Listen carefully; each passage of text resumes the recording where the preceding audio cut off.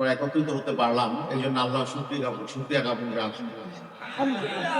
আমি শুরুতে যে কথাটা বলতে চাই সেটা হলো যে আমরা যদি যারা দেশকে ভালোবাসি, ইসলামকে ভালোবাসি, মানুষকে যারা ভালোবাসি, আমরা যদি ঐক্যবদ্ধ না থাকি তাহলে এমন বিপদ আপদ, এমন সমস্যা, দেশ বিরোধী, ইসলাম বিরোধী বা মানবতা বিরোধী বারবার সামনে আসবে। এই জন্যে আমাদের মনে হয় আজকে এই মঞ্চ থেকে যে চমৎকার আমাদের নেতৃবৃন্দ এখানে উপস্থিত আছেন, একটি বার্তা দেওয়া উচিত যে আমরা দেশের জন্য, দেশের মানুষের কল্যাণে, ইসলামের জন্য আগামীতে আমরা ইনশাআল্লাহ ঐক্যবদ্ধ থাকব। এবং আশা করি বাংলাদেশের মানুষ সেই প্রত্যাশা করে। বিশেষ করে জুলাই বিপ্লব, 5ই আগস্টের অভ্যুত্থান এর মধ্য দিয়ে মানুষের মধ্যে যে প্রত্যাশা জেগে উঠেছে, মানুষ অতীতের বিগত 53 বছর যেভাবে দেশ শাসন হয়েছে এটা চায়। কারণ আজকে এই নারী সংস্কার কমিশনের যে প্রস্তাবনা এসেছে এটা কিন্তু নতুন কিছু নয়। 1979 সাল থেকে তৎপরতা শুরু হয়েছে। 1979 সালে যখন জাতিসংঘে অধিবেশনে সিডু প্রস্তাব পাশ হয়েছিল, তারপরে থেকে গোটা দুনিয়ার মুসলিম রাষ্ট্রগুলোতে মুসলমানদের কোরআন সংস্কারের জন্য বারবার জাতিসংঘ এই সমস্ত বিষয় চাপিয়ে দেওয়ার চেষ্টা করছে।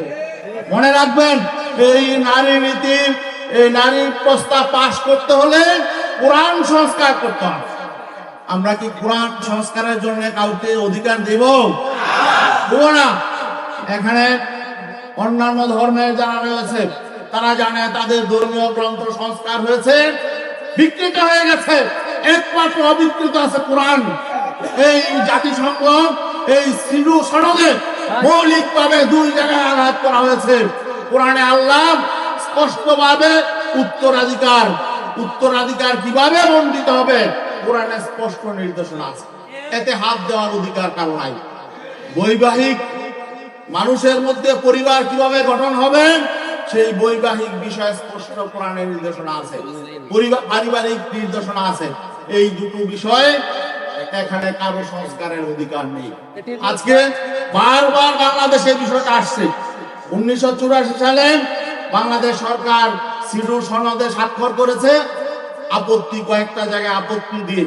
তারপরে 1997-তে আওয়ামী লীগ সরকার কিছু আপত্তি আবার সেখান থেকে তুলে নিয়েছে এবং 2011 সালে গোটা সিডু সনদকে অ্যাকসেপ্ট করার জন্য আওয়ামী লীগ সরকার এমন একটি নারী নীতিমালা তারা নতুন করে নিয়ে এসেছিল। আমাদের আন্দোলনের মুখে ইসলামপন্থী এবং দেশপ্রেমিক প্রকৃতপক্ষে যারা নারীর মুক্তি চায়, স্বাধীনতা চায়, তাদের আন্দোলনের মুখে 2001 সালে আওয়ামী লীগ পিছিয়ে গেছে, তারা ব্যর্থ হয়েছে।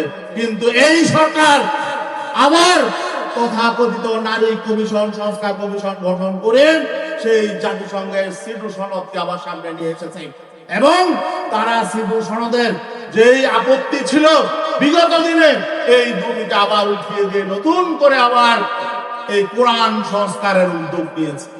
আমাদের জীবন যেতে পারে, আমরা কি কোরআনের বিধানে হাত দেওয়ার জন্য কাউকে সুযোগ দিব না? ইনশাআল্লাহ। মনে রাখতে হবে, আমরা যদি রাজনৈতিক ভাবে দুর্বল থাকি তাহলে বারবার সব বিপদ চলে আসবে। অতএব আজকে এই সেমিনারের মূল স্পিড হলো বাংলাদেশে সকল ইসলামী শক্তি, দেশপ্রেমিক শক্তি, বাংলাদেশের সকল মানবতা শক্তিকে আমরা এক কাতারে এনে আগামী জাতীয় নির্বাচনে আমরা বাংলাদেশকে গড়ে তোলার জন্য, মানুষের স্বপ্ন বাস্তবায়নের জন্য নির্বাচনে অবতীর্ণ হবো ইনশাআল্লাহ। সালাম আলাইকুম।